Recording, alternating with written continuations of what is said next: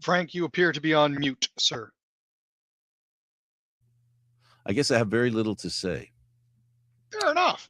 He's Aaron William Franland. I'm Candid Frank Stanishi. Welcome to Leaf Talk, where we talk everything Maple Leaf. And not necessarily the blue maple leaf, the red maple leaf as well, which is very busy this week and will be for a couple of weeks, for 3 weeks, in fact. All about the Olympics and the Canadian contribution. And today we saw a game between the U.S. and Canada, the women's hockey, and I have to say I had to miss the last little bit. I had to deal with an automobile issue, so I've got to drive to Toronto tomorrow, so I couldn't avoid fixing it because I couldn't do it in the dark, and this show will bring me to the dark. While it does shed a lot of light on sports, it does happen that it runs at a time when there's daylight, and then the daylight ends. But it's getting better every day, a couple of minutes at a time. It'll get better. So Aaron, how are you doing? Doing all right. I mean, incremental improvements is really all that we can hope for. So, well, you've got your vehicle going into the shop on Wednesday. I'm going into the shop myself on Thursday, just to get some issues that I've got going on taken care of, hopefully. So, things are what they are, being what they are. We try to make do. Well, I'm going to Toronto because I'm going to BMO Field, and because the Argos have an avail where they invite the media to come and talk and ask questions and listen to. This will be a review of free agency, maybe a couple of signings that'll have taken place and will take place between now and then, and a plan that the Argos have for the upcoming season, which, there's no continuity here. This is a fresh start. So we're going to find out what it exactly means when we go there tomorrow. So let's talk about the blue and white Maple Leafs. And we're hearing that Nicolas Roy is a trade target. Yeah. As the trade deadline has approached or is approaching, and we're currently in the Olympics roster freeze, there's very little actually going on. But according to Colorado Hockey Now's Arif Dean, the Avalanche should be looking at the Maple Leafs to address a glaring need down the middle, specifically by targeting center Nicolas Roy. It's kind of hard to dispute Dean's assessment, let's be honest here. At 29 years old, Nicolas has established himself as a dependable, defensively responsible center, well suited to anchoring a bottom six role. His $3 million cap hit, which extends through next season, makes him far more than a short-term rental. He's a cost-controlled asset who's going to fit seamlessly within Colorado's current championship window. He also brings a lot of tangible on-ice strengths that directly address the Avalanche's needs. He is consistently reliable in defensive situations. He's effective on the penalty kill, and he's strong in the face-off circle, areas where Colorado has noticed a few deficiencies over the course of the season so far. Collectively, these attributes make Roy an ideal addition for an Avalanche team seeking a meaningful boost as it prepares for the intensity and brutality of the postseason. Well, I mean, he was picked up 9th, which means he's valuable. Where Colorado's currently sitting in the standings, this additional dependability on the back end, and in light of the fact that the Leafs should be sellers, means that there could very possibly be a fit. The problem with it is that this type of move checks almost every box for the Avalanche, but it doesn't really check a lot of boxes for the Leafs. I think the most that they can give the Leafs would be a 3rd-round pick. And there's no secret that Edmonton is also kind of interested. So no, they don't. He's not worth getting rid of for a third. He's at least a high second. I'd even hold out for a 1st-rounder. So many teams are still in the hunt that there's going to be less assets to get because so many teams are in the hunt for a playoff spot. The Leafs themselves can convince themselves of being in a run for the playoffs. But here's why I think Nicolas Roy should be important, and the Leafs should not undersell him. He has experience playing to a Stanley Cup championship. This is very true. He's been there before. So that's an important asset that can't be overlooked. Okay. Nylander missed practice. EOL, made comments that concerned some reporters, or at least concerned some reporters on behalf of Leaf fans. Yeah, there's still the fact that he's done 2 full practices and felt a little bit sore, as anyone would. Um, he's been dealing with a nagging groin injury, which he managed to re-aggravate 2 games after coming back, after scoring a goal and celebrating a little too hard and slipping. So, you know, it forced him to miss 8 games in late January before returning to action for a handful of games heading into the Olympic break. But he's been looking really sharp and good on the ice for the past 2 days. And his team felt, we'll give him the day off. It's a short tournament, but we're still in the beginning of it and having bigger games coming up. So, keeping your priorities in focus is an important thing here. Given that it appears to be, for most accounts, middling ice at best, you wonder if it might be harder on a groin problem than professional NHL ice would be. But Willie apparently looked good. In other words, the quality of the ice offers more resistance in skating, which offers a challenge to the groin. Exactly. Now, it doesn't help that his roommate OEL snores. So, that's another issue that he could he be needs sleep. That was the comment that's the attributable comment. Yeah. The reporter commented that he said he told the reporter that Nylander's sleeping a lot. That's because after OEL stops sleeping, Nylander can sleep. He's got to get his Z's in somewhere. He's got to get his sleep time in, of course. And now Canada was losing 5-0 last time I heard. How did it end up today? 5-0 is how it ended up. Unfortunately, due to an injury suffered against Czechia in their second game of the round robin portion of the tournament, she took a hit, hit the boards rather hard, appeared to leave the ice in pain, went to the back, came back for the tail end of the first period, but did not come out for the second or third, and was ruled ineligible this morning, approximately 3 hours before the game against Team USA. So now, that's not to say that MFP missing was the whole reason why Canada lost. They've been having issues dealing with the United States and with their speed for the past year and a half, as evidenced by the ongoing rivalry series that occasionally puts the PWHL on hold for a couple of weeks at a time. But, let's be honest here, in a country of 380 million people, almost 10 times the size of Canada, I'm glad that the United States has finally managed to scout enough players that they can beat us. Yeah, I guess. But here, I'd like to qualify this concern that Canadians are having. Not that they shouldn't be concerned by virtue of the score in this game and the way they lost. They really were outplayed. Let's not forget, history has taught us dominating the preliminary games is no guarantee to a gold medal. We have seen year after year a team that dominates the preliminary games. Then when it gets to the knockout series, a surprise happens. Now, I'm not predicting that's going to happen to the U.S., and neither am I telling you I'm hoping that's happening. Oh, hang on a second. I said that seriously, right? I sold that statement.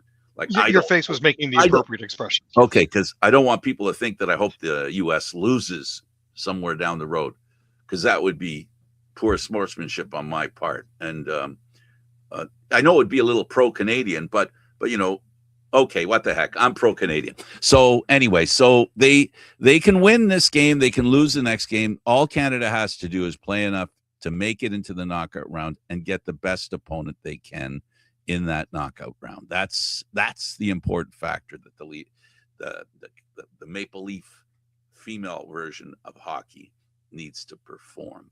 So hopefully they can do that. Let's go to another Maple Leaf, and this one's on top of a bird's head. The Toronto Blue Jays. Aaron, other than the fact that they're going to have a giant-sized target on their backs because of the season they had, what are the other challenges the Blue Jays have going into 2026? Well, I mean, part of what you have to look at here is injuries. It's obviously the big one. Health is a concern for every single team in the league, and it can undo any season relatively quickly. The Blue Jays have created an organization full of depth, so it can certainly overcome some attrition, but there's always a point where it becomes too much. There's regression is another major concern. Is Ernie Clement the playoff hero who will help carry the offense for all of October, or is he the guy who had a sub 100 OPS in the regular season? How about Addison Barger? Is he the guy who who had just a 301 OBP in the regular season, or is he something more than that? After losing Bo Bichette and after missing out on Kyle Tucker, the Jays are going to need some offensive help. Would Kazuma Okamoto be one of those to help them out? What about Anthony Santander, who signed a 5-year deal before the 2025 season? I mean, he had 44 homers for Baltimore in 2024, but he hit sub 200 and played only 54 games last regular season. The other is mindset. Having come so close, are they going to be able to replicate with the same intensity that they had last season? So those are some of the concerns going into this. What they need to replicate as an organization is some of the players that they have who don't have a high ceiling that we're aware of have just that. The Blue Jay team that won so many games last year and made it to the World Series and Game 7 of that World Series had players who played way past their history. There's a bit of luck involved in that. And the question is, has the luck for the Jays run out, or will it continue? Now, remember, as much as I say that they were lucky to produce as much as they could, there are ways to predict a player could improve if you put him in a situation where he can win. So that's the effect that the organization is responsible with each individual player. And they have a young new pitcher. We'll see how he does for a full season. That's going to be a curiosity. That's going to be something we're going to think about. They've got some pitching help that they brought in. So, this organization did a great job last year in playing as well as they did.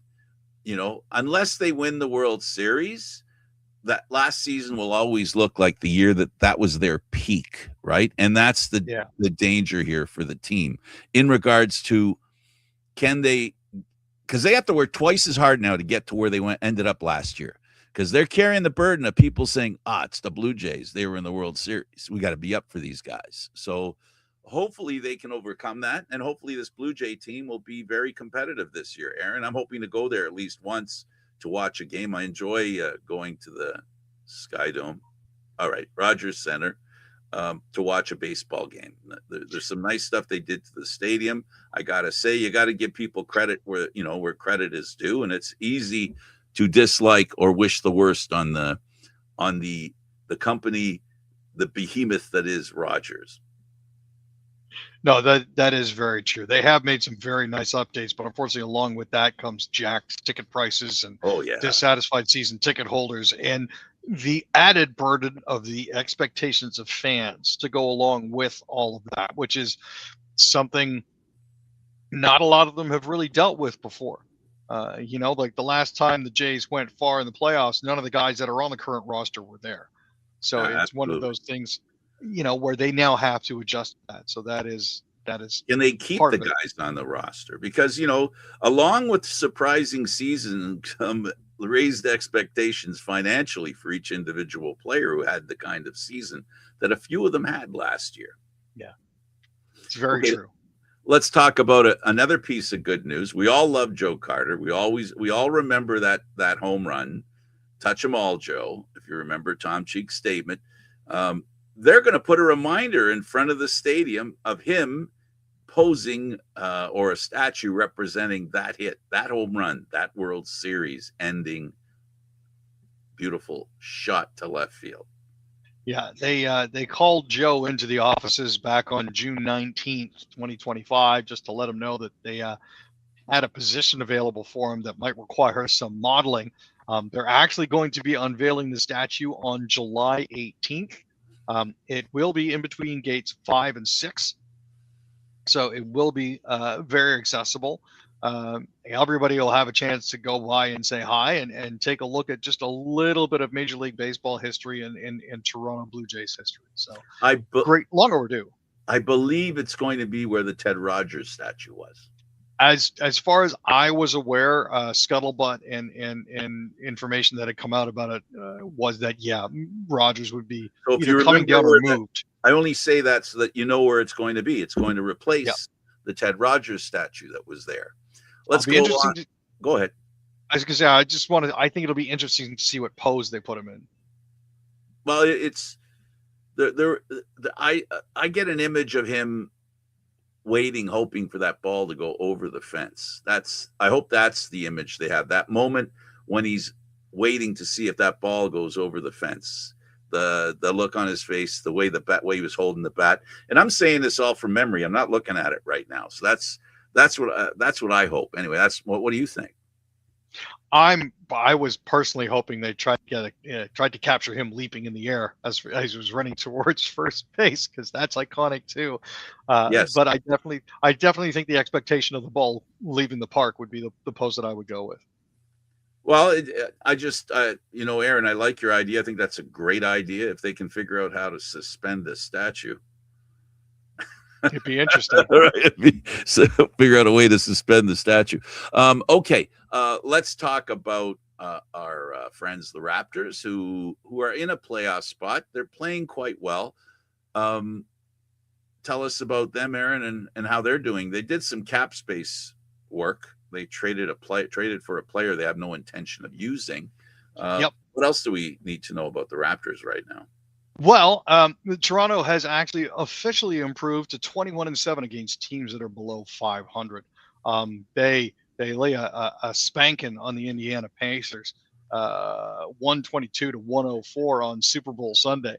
So at the same time that Seattle was running roughshod over the New England Patriots, poor Drake, they were beating the heck out of the Indiana Pacers.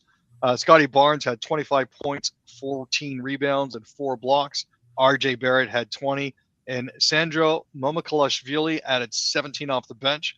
Pascal Siakam had 18 points to lead Indiana, but Trace Jackson Davis made a good first impression with 10 points and 10 rebounds in just 15 minutes of play. So, Barnes actually went off in the third quarter. He had 13 points, 8 rebounds, 4 assists, 2 blocks, and a steal in just 9 minutes of play. It was also plus 23 at the time. So, good to see them flexing a little bit and taking advantage of the fact that they have an opportunity here to put some distance between themselves and other teams in the division. Telling you about the Argos, they made 2 signings.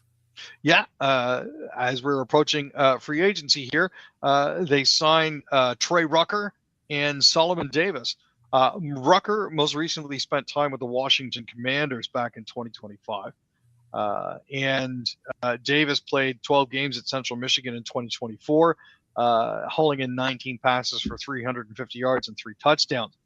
He also played 3 seasons at Valparaiso before his time at CMU. So, they're looking to add a little offensive punch, after recent changes and releases and signings by other teams. Again, tomorrow the Argos will have an avail. We'll be able to talk to them about some stuff. We'll let you know what happens out of that. The Alouettes signed 3. Yeah, they signed former NFL quarterback Anthony Brown Jr. To a 2-year deal. They also signed American quarterback Dresser Wynn and American linebacker Donovan Manuel. All 3 players signed 2-year contracts. Brown played for the Boston College University Eagles and the University of Oregon Ducks. He was the Ducks starting quarterback, completing 64.1% of his passes for 2,989 yards. Spent some time with the Edmonton Elks in 2023 after a stint in the NFL with the LA Rams. He later returned to LA for 2 additional seasons following his time with the Elks. And in 2025, he wore the Memphis Showboats jersey in the UFL. Manuel, the last signing, 2 seasons with Florida International. In his final season with the Panthers, he recorded 121 tackles, along with 15.5 tackles for loss. Let's talk about the Bombers. They signed a couple of players as well. Yeah, so they signed defensive end Michael Fletcher and linebacker Aaron Smith. Fletcher joins the Bombers after times in the NFL and a 5-year career with Appalachian State and Michigan State. He signed with the New York Jets as an undrafted free agent in 2025, participating in rookie minicamp and training camp. He was in all 3 preseason games.